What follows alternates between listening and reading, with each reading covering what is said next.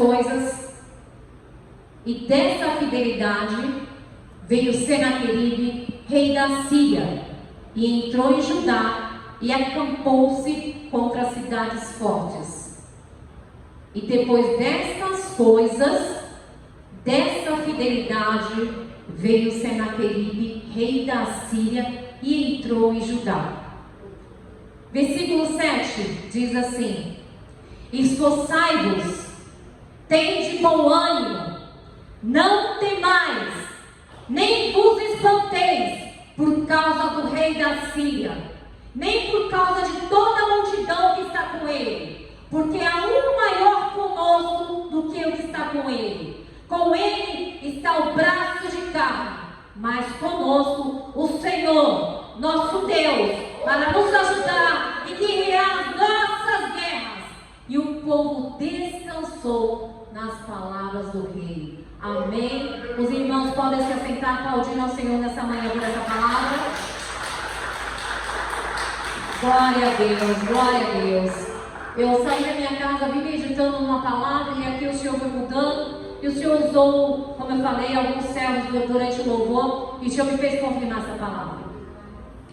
O irmão Alex trouxe o louvor, e que no final ele falou: o Senhor é a minha luz. Salmo 27 diz assim: o Senhor é a minha luz, a minha salvação. A quem temerei? A quem temerei? O Senhor é a minha força da minha vida.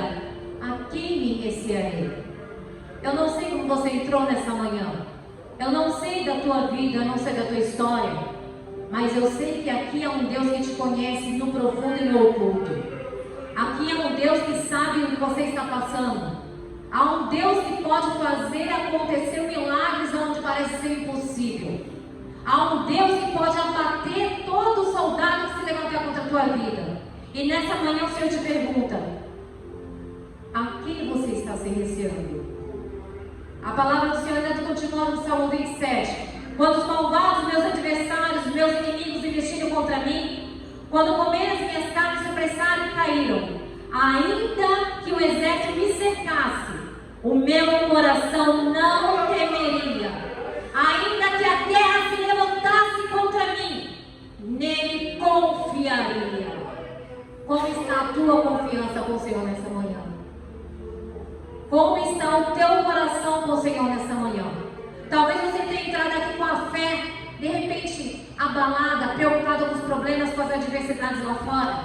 Mas eu quero te dizer que o nosso Deus não mudou. Ele vive, Ele reina. É o mesmo que operou lá atrás, é o mesmo que continua operando hoje, é o mesmo que virá para arrebatar a sua igreja. E a palavra fala: uma coisa pedi ao Senhor e a buscarei, que eu possa morar todos os dias na casa do Senhor, para contemplar a formosura do Senhor e aprender no seu templo. Porque no dia da adversidade me esconderá no teu pavilhão. O Senhor tem um lugar para mim e para você. O Senhor tem um lugar para mim e para você no meio das adversidades. No oculto do seu tabernáculo Ele me esconderá.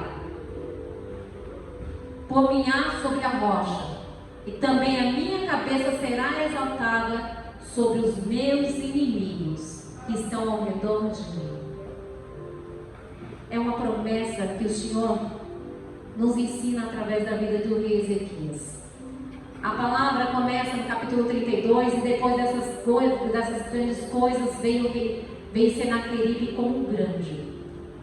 O Senhor levanta Ezequias após a morte do seu pai. Ezequias, ele foi levantado como rei com 25 anos de idade. Nos ensina a palavra em 2 Crônicas, capítulo 29. E seu pai era Acaz. Acaz, ele reinou ali por 17 anos, mas a palavra fala que Acaz fez tudo aquilo que era abominável aos olhos do Senhor.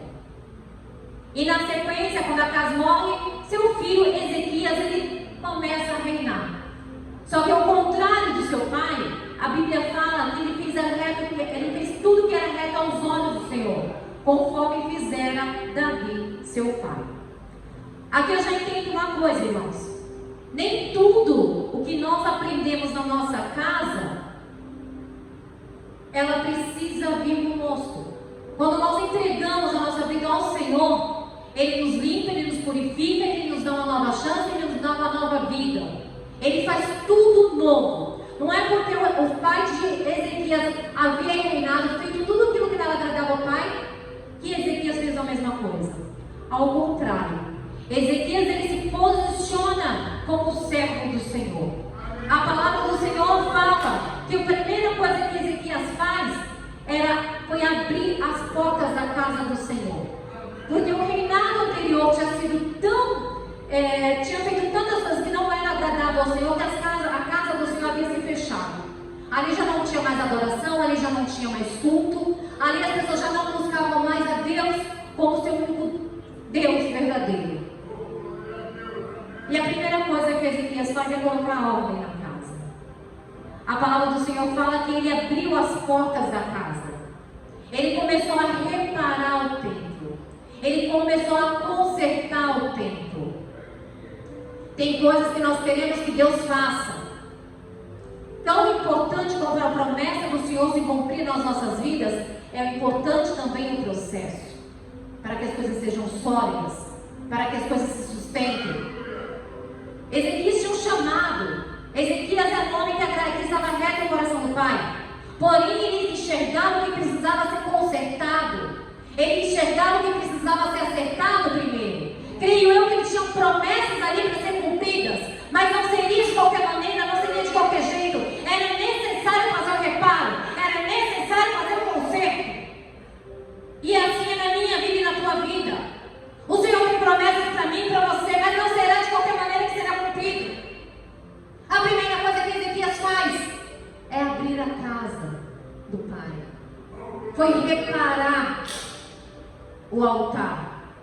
Ali a palavra fala que ele reúne os sacerdotes, os levitas, e ele chama os levitas para a santificação do templo. Quantos de nós estamos preocupados em nos santificar, missionário? A irmã Meire cantou um louvor hoje, lindo, tremendo. Santificai-vos. Santificai-vos. A igreja hoje está preocupada com tantas coisas, menos em se santificar. Está preocupado realmente das promessas se cumprirem, está preocupado em receber a chave, está preocupado apenas se a porta de emprego está aberta, está preocupado apenas no relacionamento, mas não está preocupado em se santificar. Tão importante quanto a promessa se cumprir é o processo que nós passamos. E é tudo feito com ordem e com decência. A palavra fala que Ezequias, ele convida os levitas, os sacerdotes, para a santificação, para um tempo de separação, para um tempo de se purificar. Nós estamos nos preocupando com esse tempo de santificação das nossas vidas? Nós estamos separando esse tempo para nos purificar? Porque quando nós olhamos para frente, nós temos a noção, missionária, da promessa do Senhor, mas achamos que vai se cumprir no estralar de olhos, de dedos. Achamos que vai ser do nosso jeito. E achamos por que as coisas não estão acontecendo. Mas as coisas para acontecer de uma forma sólida, é necessário consertar a base primeiro. É necessário corrigir o interior primeiro. Porque quando a bênção vir, seremos capazes de sustentar essa bênção. E Ezequias nos ensina isso. Que a palavra do Senhor, ele fala que ali aqueles homens, eles abrem a porta, eles santificam o templo e tiram tudo que é imundo. Eles entram na casa do Senhor, purificam, tiram para fora. É o que a Bíblia nos fala no versículo 16. E os sacerdotes entraram dentro da casa do Senhor para purificar e tiraram para fora do pátio da casa do Senhor toda a imundície que se acharam no templo do Senhor. Talvez quem estivesse olhando ali para fora poderia encontrar um templo lindo, bonito, que era somente abrir as portas. Mas não sabiam eles, irmã Meire, como a Bíblia fala, que estava cheio de imundícies, estava cheio de altares, estavam cheios de coisas que não pertenciam a Deus. Para Deus trabalhar, é necessária uma purificação por completo. É necessária santificação. É necessário Deus trabalhar de dentro para fora, não é de fora para dentro. Não é apenas uma aparência que as pessoas possam ver, mas é no interior que Deus possa ver. E a Bíblia nos ensina isso. Mas pastora, como eu posso trabalhar dessa maneira? Como eu posso me santificar? Filipenses 4, capítulo 4, no versículo 8, já nos dá uma direção. Quanto mais, irmãos, tudo que é verdadeiro, tudo que é honesto, tudo que é justo e tudo que é puro, não está falando da metade, está falando tudo que é honesto, tudo que é puro, tudo que é amável e tudo que é de boa fama. Ele não está falando da metade, ele está falando de tudo. Se há alguma virtude, se há algum louvor, nisso pensai.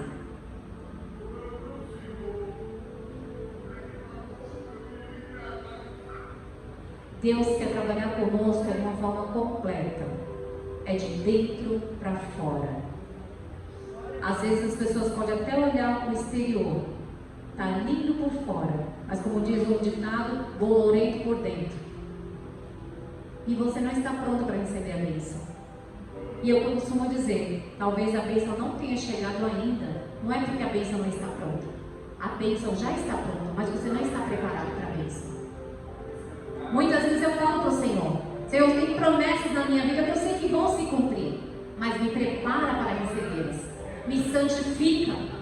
Todas as oportunidades que eu tenho de fazer essa oração, eu falo, Senhor, me santifica, purifica as minhas vestes. Ontem mesmo eu estava conversando com o bispo, nós estávamos falando de uma bispa que faleceu. Foi um choque para o meu evangelho, mas tenha uma certeza que nós vamos, que vai acontecer, é justamente isso.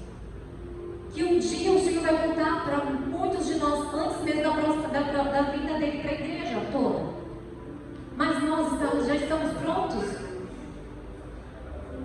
Se fosse para mim, comigo e com você, nós estaríamos na posição, nós estaríamos prontos, mas nós vivemos como se nada não houvesse amanhã, só querendo acumular riquezas na terra, querendo acumular bens que nos satisfazem aqui na terra.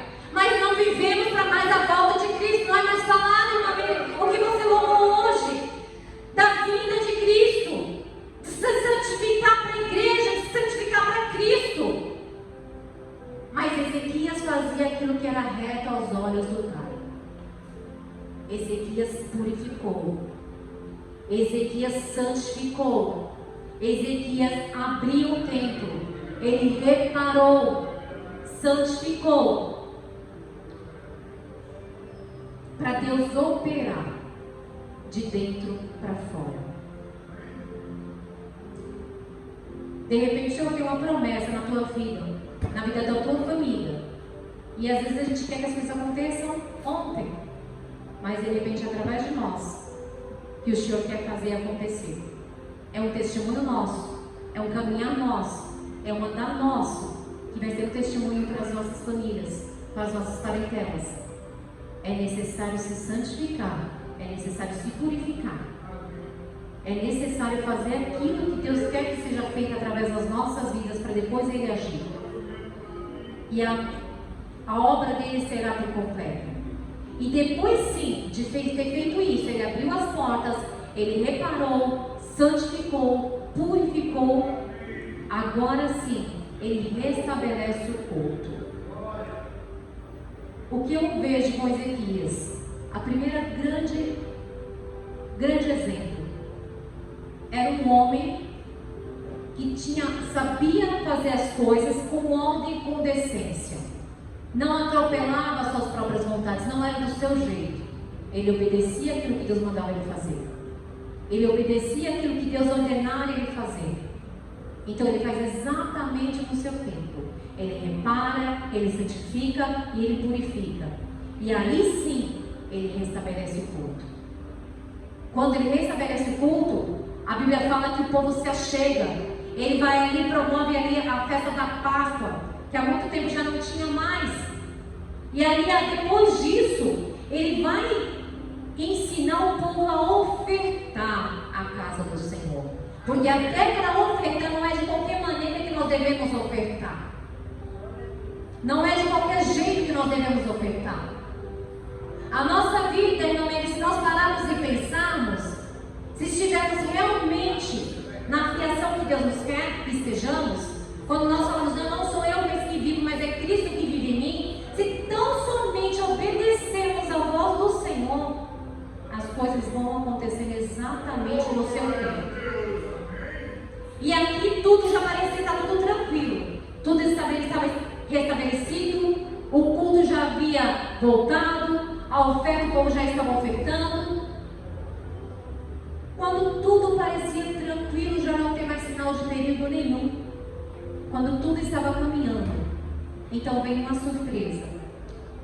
Depois dessas coisas e dessa fidelidade veio Senaqueribe, rei da Assíria, e entrou em Judá e acampou-se contra as cidades fortes e tentou separá-las para si. Senaqueribe era considerado ali o maior exército da Síria. E ali Senaqueribe, ele tinha ali como fama ganhar todas as guerras, porque tinha um grande exército ali contra ele. E agora Senaqueribe se aproxima ali de Israel e começa a ameaçar Ezequias e todo o povo de tomar a cidade, derrubar os muros. Quantas vezes nas nossas vidas é assim? Quando tudo parece estar restabelecido, tudo parece estar tranquilo, vem um levante, vem situações adversas, que a gente olha para os lados e fala assim, e agora, Pai? E a gente olha, não vem só uma situação, vem duas, três, parece que uma vai chamando a outra. E quando a gente olha para a volta de nós, e nós nos olhamos e nos separamos, Senhor, como sair agora dessa situação? Senhor, eu sei do meu posicionamento, eu sei da minha história contigo, eu sei da minha fidelidade para contigo. Olha o exército que tem se levantado contra mim. E nós não entendemos. Mas, irmãos, há uma coisa para te dizer. O Senhor muitas vezes, Ele não nos livra das lutas, mas Ele nos livra até nas lutas, para mostrar que Ele é Deus na minha vida e na tua vida. Aqui como para Ezequias, quando tudo parecia estar tudo tranquilo, vem Senaqueribe com o seu exército de 185 homens para tentar tomar aquela cidade e fazer ameaças para aquele povo. E o povo começa a se assustar, e o povo começa a se amedrontar. Mais uma vez, Ezequias, como líder, como homem, o servo do Senhor na direção, ele orienta ali a ser tampada todas as brechas. Versículo 4 diz assim: assim muito povo se ajuntou e tampou todas as fontes, como também o ribeiro que estendia pelo meio da terra. E disseram, porque viriam os reis da Síria e achariam tantas águas. E ele se fortificou e edificou todo o muro quebrado que estavam as torres, e levantou um outro muro para fora, e fortificou. Ou seja, antes mesmo de chegar o exército, Ezequias, ele se posicionou. Ezequias foi lá, tapou todas as brechas, fechou todas as brechas. Irmãos, tem momentos que o inimigo só vem só para ameaçar, para ver se encontra alguma brecha na nossa vida. Tem momentos que ele se levanta só para querer nos amedrontar. Mas eu te digo uma coisa: não é tempo de abaixar a cabeça, não é tempo de recuar, não é tempo de vacilar. É tempo de fechar as brechas, é tempo, se for necessário, reedificar os muros. É necessário, a Bíblia fala que ele já existia um muro, mas ele fortaleceu os muros. Ou seja, se você ora, ore um pouco mais. Se você jejua, jejue um pouco mais. Se está na obra, continue um pouco mais, caminhe mais um pouco, mas não desista, não pare. Não é a hora de parar, não é a hora de desanimar, não é a hora de deixar nenhuma brecha aberta. Se o inimigo ele se levantar contra você por uma porta, a Bíblia nos garante, missionário, por 7 ele vai sair. Ele pode ter tentado se levantar como um grande na tua vida, se ameaçando um grande exército.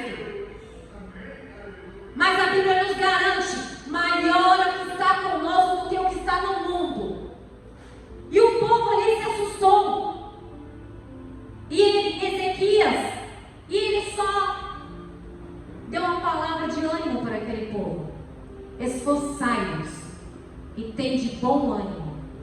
Não temais e nem vos espanteis por causa do rei da Síria, e nem por causa de toda a multidão que está com ele, porque há um maior conosco do que o que está com ele. Eu não sei, mais uma vez, o que você tem passado, eu não sei o que você tem temido, mas o Senhor diz para mim e para você nessa noite: esforçai-vos, esforçai-vos, tende bom ânimo e não temais. Deuteronômio capítulo 31, no versículo 6 nos diz assim: esforçai-vos, animai-vos e não temais, e nem vos espanteis diante deles, porque o Senhor, o vosso Deus, é que vai convosco, e não vos deixará e nem vos desamparará. Essa é uma promessa que o Senhor tem para mim e para vocês. E eu posso dizer, como eu sempre falo para vocês, que toda oportunidade que eu tenho de trazer uma palavra, eu já experimentei essa palavra. A palavra, ela corta dos dois lados. Não é que sai daqui só para nada. Ela corta aqui primeiro. E são palavras que eu posso te dizer que eu experimentei. O Evangelho não é feito só de flores. O Evangelho não é feito só de calmaria. Vem tempestades, vem. Se o barco está ali no meio do alto mar, balançando, você não está sozinho. O Senhor está comigo e o Senhor está com você. Se o adversário tem se levantado como grande, o Senhor fala para mim e para você nessa manhã: esforçai-vos, tende bom ânimo, não temais e nem vos espanteis, porque o que está conosco é maior do que o que está no mundo.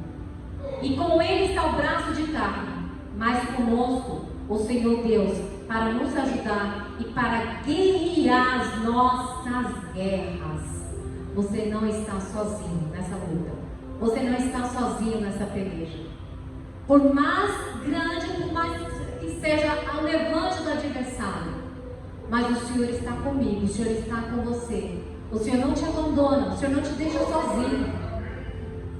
Em Isaías capítulo 43, nos diz isso: quando passares pelas águas, eu estarei contigo, e quando pelos rios, eles não submergirão, mas quando passares pelo fogo, não te queimará, e nem a chama arderá em ti, porque eu, o Senhor, sou o teu Deus, o Santo de Israel, o teu Salvador, e te dei o Egito por resgate.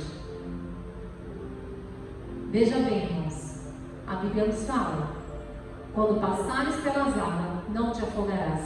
Não te diz, missionário, não vai te molhar. Pode até te molhar, mas não vai te afogar. Se passares pelo fogo, pode até sentir o ardor do fogo, mas você não será queimado, porque o Senhor é conosco. O que o Senhor fala conosco nessa manhã é que Ele nos encoraja a continuar a caminhada.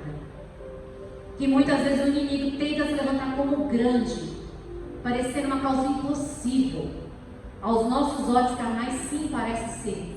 Tem lutas que nós devemos lutar, mas tem outras que é o próprio Senhor que vai à nossa frente. E aqui é um exemplo dessa palavra. E a Bíblia fala que ainda assim Senaqueribe, ele fica ali ameaçando ao povo e dizendo para o povo: em que vocês confiam?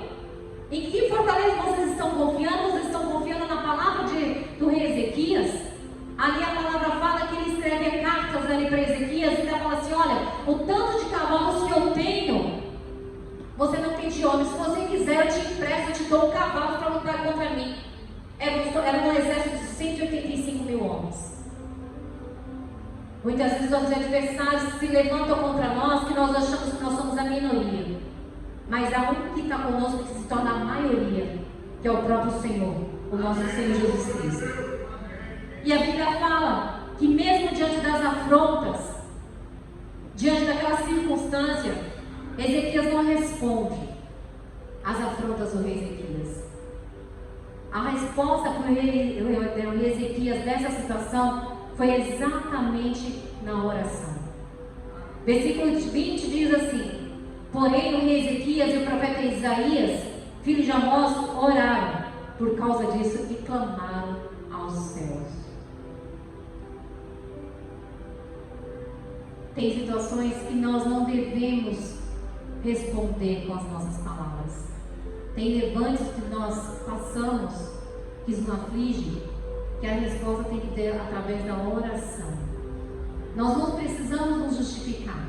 É Deus que nos justifica, como está escrito em Romanos 8.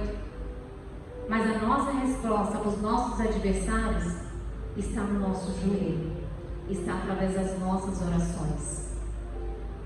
Eu vim meditando numa outra palavra, como disse para os irmãos, em Reis, onde fala exatamente de Elias, que estava ali orando contra os profetas de Baal e os profetas de Acera. E a Bíblia fala que Elias fez uma oração que não durou nem 30 minutos, nem 30 segundos direito. Ele passou mais tempo acertando o altar do que orando. O que eu entendo? Que mais do que aquela oração é uma vida de oração, como eu estou tendo essa ensinar. Não é um momento de oração, mas é uma vida de intimidade, é uma vida de oração. Quando Elias faz aquela oração, o Senhor responde com fogo. E o tempo que aqueles profetas de Baal oraram foi exatamente a metade do dia. Ele dá a oportunidade, ele faz um desafio ali para os profetas de Baal, os profetas de Acera, e fala que quem acendesse aquele holocausto, sem fogo, sem nada, que o seu Deus acendesse, aquele Deus ia prevalecer. E ali a Bíblia fala que aqueles homens, de qualquer forma, começam a gritar, começam a clamar os deuses dele, até quando ele chega a determinado momento que Elias fala, começa até a gritar, grita mais alto, talvez eles estejam dormindo, talvez eles foram viajar. Mas Elias sabia da comunhão que ele tinha com o Pai. Ele tinha uma vida de oração, ele tinha uma vida separada. E ali a Bíblia fala que aqueles homens, eles começam a se retalhar, eles começam ali a fazer sacrifícios e nenhuma resposta. E Elias se posiciona. E a Bíblia fala que a primeira coisa que Elias faz, missionária, é arrumar o templo. Elias passa mais tempo arrumando o templo do que orando. A Bíblia fala que são 6 versículos que ele separa para a arrumação do templo. E a Bíblia separa 2 versículos de oração. Eu entendo. O propósito é tão importante quanto o processo que você faz. Como eu falo, o processo pode até doer, mas o propósito cura. O processo é tão importante quanto o propósito que Deus tem na minha vida e na tua vida. Não é pular etapas, não é fazer do meu jeito, não é fazer da minha maneira, mas é fazer do jeito dele, é da maneira dele.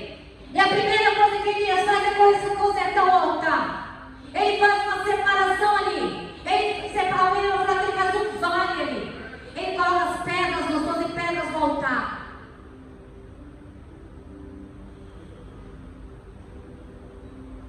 E o que eu entendo, o que eu aprendo, que diante de uma luta, diante de uma guerra, nós devemos levar as nossas causas para o lugar mais alto. Quem desafia aqui é Elias. Elias que convida eles a fazerem um desafio no Monte Carmelo. O crente, quando está na batalha, não é para bater boca com o outro, mas é levar o seu propósito, as suas guerras, no lugar mais alto. No caso de Elias, foi no Monte Carmelo. As nossas dores, as nossas aflições, as afrontas que vêm contra nós, irmão meio, é para o alto que nós devemos levar. É para o lugar mais alto. Águia vai brigar com a cobra, Gabi, por um alimento, não é na terra. Ela vai levar a águia para o lugar mais alto, porque a águia não rebaixa o nível da serpente, da cobra. É no alto que ela vai brigar.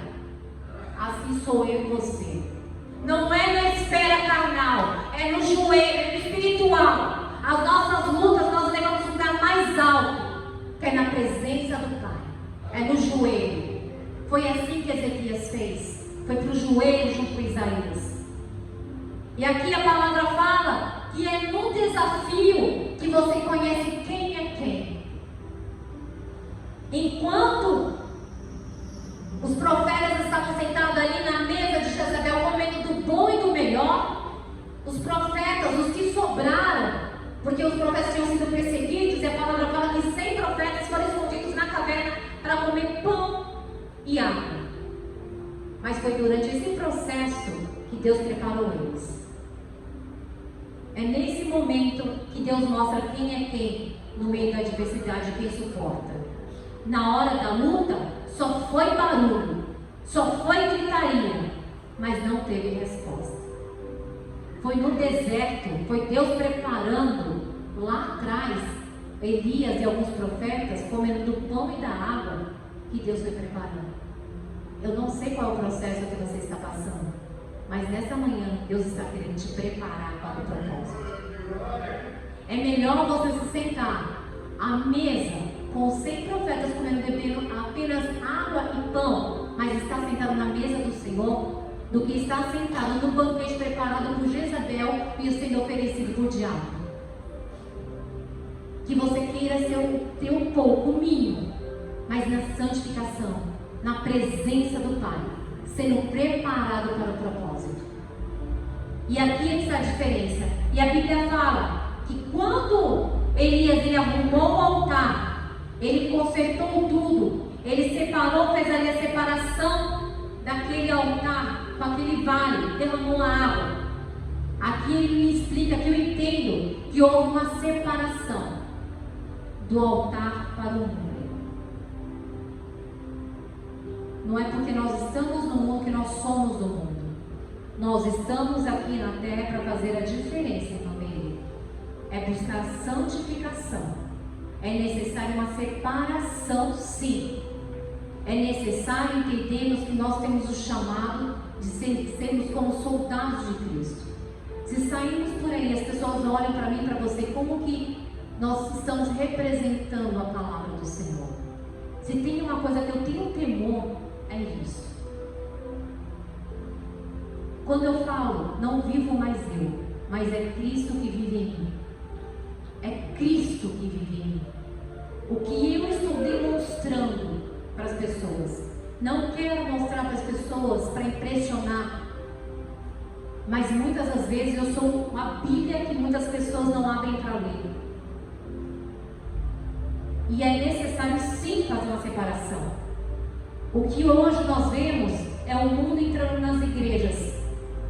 Hoje o que nós vemos são as pessoas aceitando as coisas do mundo na igreja. Hoje são as pessoas sendo influenciadas pelo mundo. Já não precisa mais orar, já não precisa mais jejuar, já não precisa mais se santificar. Isso é coisa de outrora. As pessoas estão sendo influenciadas pelo mundo. E não é isso que Deus quer para nós. O Senhor nos chamou para influenciar, é para fazer a diferença, é para sermos o sal da terra, é para sermos separados. O Senhor olha para mim, para você, como olhou para Ezequias e fala assim: lá vai o meu varão, lá vai a minha varoa, que faz aquilo que é reto aos meus olhos. E na hora certa, no momento certo, pode vir a afronta, pode levantar Senaqueribe, pode levantar o exército que for, que nós sabemos que nós não estaremos sozinhos, que é Deus que responde as nossas orações. Elias, diante de toda aquela situação, ele havia preparado tudo. Ele teve uma vida de oração, não foi um momento de oração, foi uma vida. E aí ele fala: ó Senhor Deus de Abraão, de Isaac e de Israel, manifesta hoje que tu és o Deus de Israel e que eu sou o teu servo, e conforme toda a tua palavra fiz todas essas coisas. Responde-me, Senhor, responde-me, para que esse povo possa saber que só tu és Deus. E a Bíblia fala que só foi com essa oração. Ele já estava com o templo consertado, ele já estava purificado, ele já havia feito toda a santificação. E a palavra do Senhor fala que o Senhor respondeu com fogo, Então caiu fogo do Senhor e consumiu o holocausto, a lenha, a pedra, e lambeu toda a água que estava em volta. E vendo todo o povo, caiu sobre seus ossos e disse: só o Senhor é Deus, só o Senhor é Deus. O que eu quero dizer, tem lutas que Deus permite nós lutarmos com os nossos braços, mas tem outras que é tão somente posicionamento nosso, é obediência, é posicionamento, é obediência. E Ezequias, ele mostra exatamente esse exemplo. E quando a palavra fala que Ezequias, ele ora, ele é o Senhor responde. Então o Senhor enviou um anjo que destruiu todos os varões valentes e os príncipes e os chefes dos arraiais da Síria. Então tornou a vergonha o rosto à sua terra. Irmãos, veja bem, Ezequias se posicionou, Ezequias fechou as brechas, Ezequias edificou, santificou, purificou. Enquanto Senaqueribe estava ali em volta com seus 185 mil homens, ameaçando acabar, Ezequias foi para o lugar mais alto, foi para o joelho, foi orar ao Senhor. Era um exército enorme, eram problemas grandes. Talvez você já tenha passado por situações assim, quando você olha para os lados, só problemas, só ameaças, que você não vê mais saída.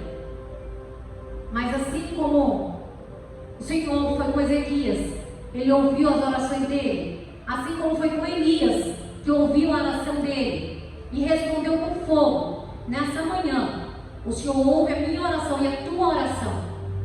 Não foi necessária muita coisa. A Bíblia fala que o Senhor mandou apenas um anjo, irmão Anderson, que foi capaz de matar todo aquele exército. Foi apenas um anjo necessário acabar com 185 mil homens que ameaçavam Israel. Haveria alguma coisa impossível que o nosso Deus não pudesse fazer por mim e por você nessa manhã? Haveria alguma coisa que Deus não pudesse fazer por mim e por você? Irmãos, quantas vezes o inimigo se levanta, mas se ele se levanta para cair. E a Bíblia nos fala que o Senhor deu grande livramento, e que não foi só livramento que o Senhor preparou para ele. A Bíblia fala que diante dessa situação, Senaqueribe voltou para a sua terra, ele foi morto, e ali o Senhor preparou exaltação para Ezequias. E muitos traziam presentes a Jerusalém, ao Senhor, e coisas preciosíssimas a Ezequias, rei de Judá, de modo que depois disso foi exaltado perante os olhos de todas as nações. Glória a Deus. O que o Senhor tem para mim e para você nessa manhã é uma palavra de encorajamento.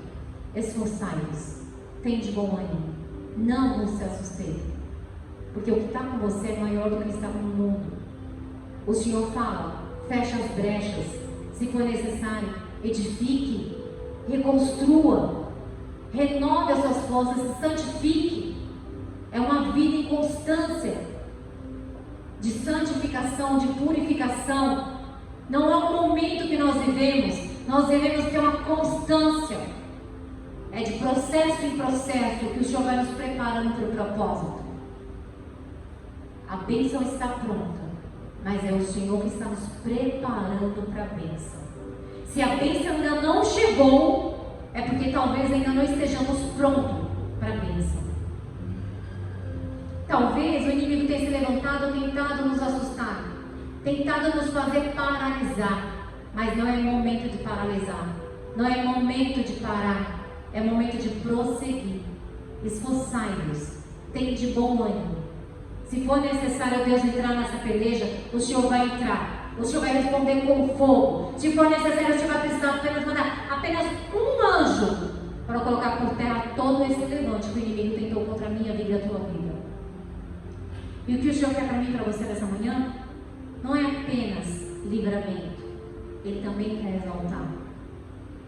O Senhor quer falar para todo mundo, o Senhor quer te usar como testemunha para outras vidas, para falar que o Senhor é Deus, que o Senhor fez, que o Senhor faz, que o Senhor continua reinando. Assim como Ele fez na tua vida, Ele falar em outras pessoas também. É o que eu costumo dizer. Às vezes eu paro e olho para a minha vida e falo, Senhor, eu não quero nem pensar onde o Senhor já me provou, porque foi tantas áreas que meu marido já me provou. Mas não são, as pessoas dizem, são nas áreas que você é provado que o Senhor vai te dando autoridade. Foi na saúde, foi na finança, foi na família. Mas em todas elas, mesmo doendo, mesmo capengando, missionário, vinha uma força de dentro, esforçai-vos. Esforça, mais um pouquinho, esforça. E aí, como eu falei semana passada, quando eu olho para trás, eu vejo assim, eu sei quem é o Deus que eu sirvo, porque eu tenho histórico com Ele. Quando eu olho para trás, eu vejo quem é que me sustentou até aqui. Não é essa luta que vai me parar, não é essa luta que vai te paralisar, mas é Deus que vai te sustentar até o fim, rumo ao propósito. E cada caminhada, cada processo é Deus trabalhando em você. É Deus te fazendo um ser humano melhor. É Deus te fazendo um servo melhor. Mas tudo para a exaltação do nome dEle. Como eu falei na semana passada, quando eu achava que a luta da minha vida era um câncer, passei por divórcio, passei por traição, passei por uma perda de irmão, passei por processos dolorosos, mas toda vez que eu olho para trás, eu assim, eu sei o Deus que eu sirvo. Eu não sirvo um Deus que eu sei que é só de olhar na vida do outro, mas eu sirvo um Deus de caminhar com Ele. É assim que Deus é na tua vida. O Senhor te convida para isso. É para caminhar com Ele. É para ter uma vida de oração. Não é para ter apenas momentos de oração, para ser só barulho quando as lutas vierem, mas para ser uma constância. Se for necessário consertar o altar, conserte o altar. Se for necessário santificar, se santifique um pouco mais. Mas pastora, eu sei na posição, se santifique um pouco mais, ore um pouco mais, jejue um pouco mais, leia um pouco mais, medite um pouco mais. Se prepare.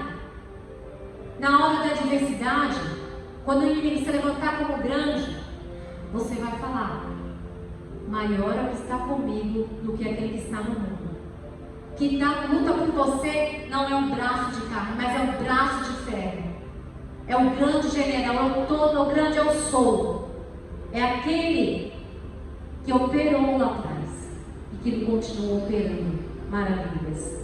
Eu gostaria que os irmãos se colocassem de pé. A Aninha prepara um louvor. Eu já vou finalizar a palavra nessa manhã dizendo para você, não desista, não desanime. Se o exército se levantou, descerá aquele contra a tua vida, é para cair. Se por uma porta o inimigo se levanta, por 7 ele tem que sair. Nessa manhã, o Senhor fala para mim e para você, se esforça, tem bom ânimo, não é hora de baixar a cabeça, é hora de fechar as brechas, é hora de se posicionar, é a hora de buscar a face do Senhor. Se vem alguma afronta, não deixa se cair no mesmo nível, não responda da mesma forma. Leve as tuas preocupações para o alto, leve para o monte, leve na oração, que Deus vai responder. Se necessário, Ele vai responder com fogo. Se necessário, Ele vai mandar um anjo para te socorrer nessa batalha.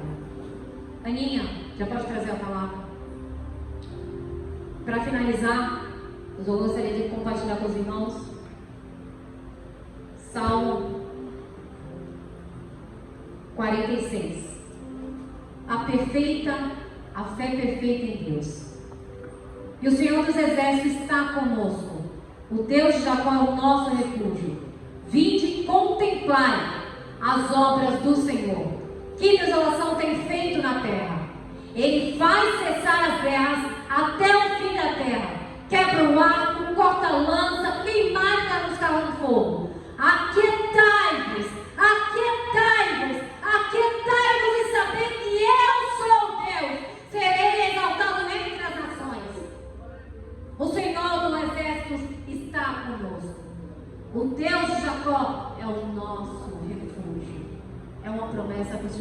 mim e para você.